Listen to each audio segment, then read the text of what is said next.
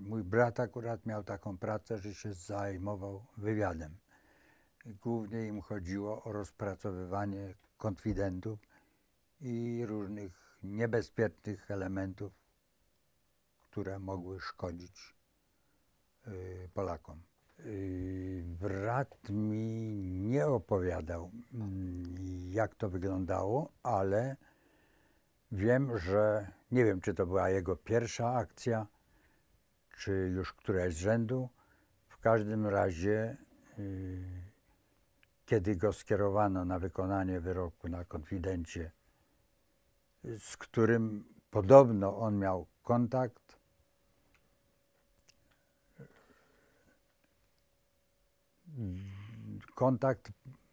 polegający na handlu z getem. Ten konfident podobno zajmował się handlem futrami i tak dalej, a ponieważ Żydzi wyprzedawali w getcie swoje różne kosztowności, jakąś wykwintną odzież i tak dalej, no to na tym tle powstała ta ich znajomość, bo po to, żeby dostać się do konfidenta, żeby z nim rozmawiać, żeby mieć z nim jakiś kontakt, żeby do niego podejść i go zastrzelić, no to trzeba było z nim jakieś kontakty towarzyskie czy inne mieć. Jemu chodziło o to, żeby na umówiony czas i miejsce przyjść i tegoż pana Mariana Zielińskiego, bo tak się nazywał ten osobnik, zlikwidować.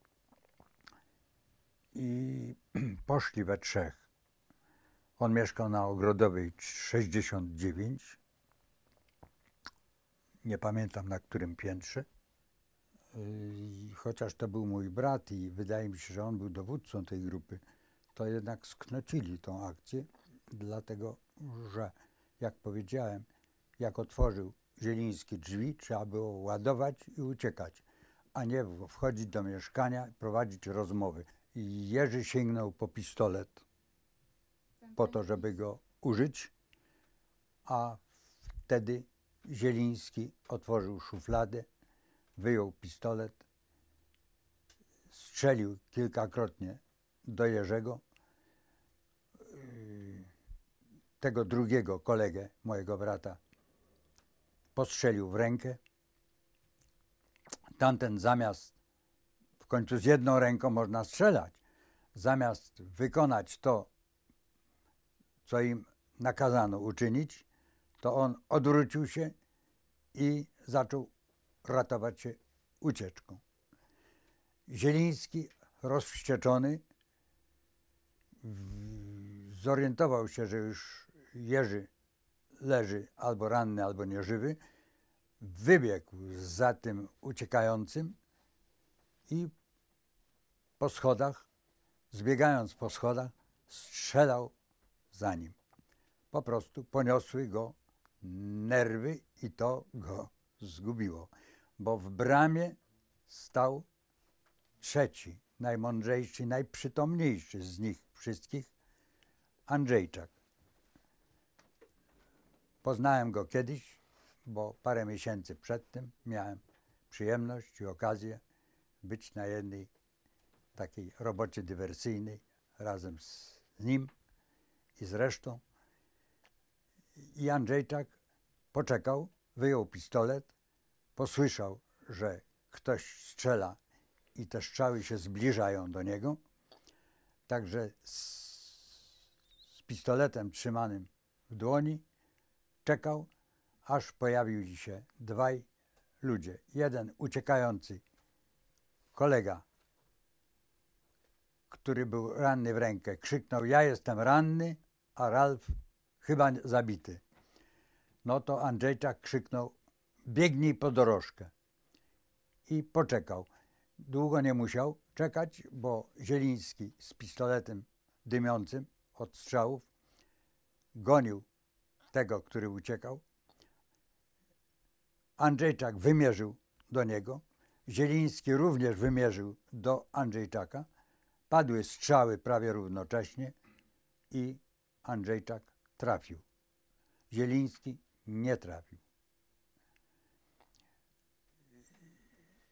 ten uciekający przyprowadził zaraz dorożkę. Wtedy nie było taksówek, tylko były dorożki. Taksówki były tylko dla Niemców.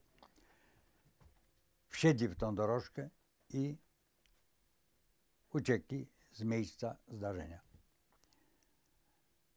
I tą całą historię opowiadał mi potem jeden z przyjaciół mojego brata, ale niestety opowiedział mi to dopiero w lipcu, a sprawa odbywała się 19 marca 1943 roku.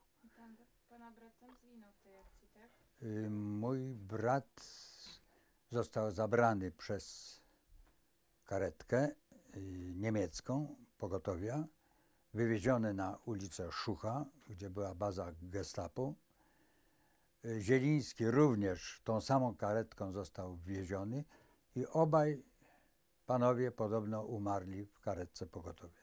I jeden, i drugi. W owym czasie konfidenci, tak zwani donosiciele czy prowokatorzy, pełnili straszne spustoszenie w oddziałach konspiracji, w oddziałach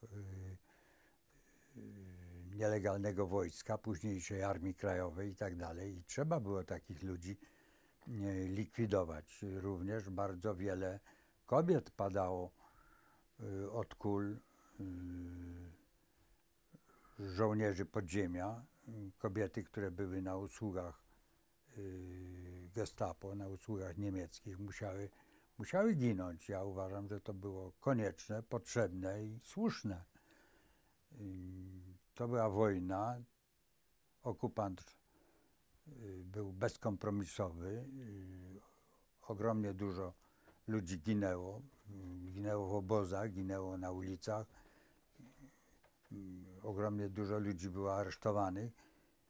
I jeżeli wiadomo było, że ktoś jest temu winien, no to tego ktośa trzeba było natychmiast likwidować. I tak się robiło.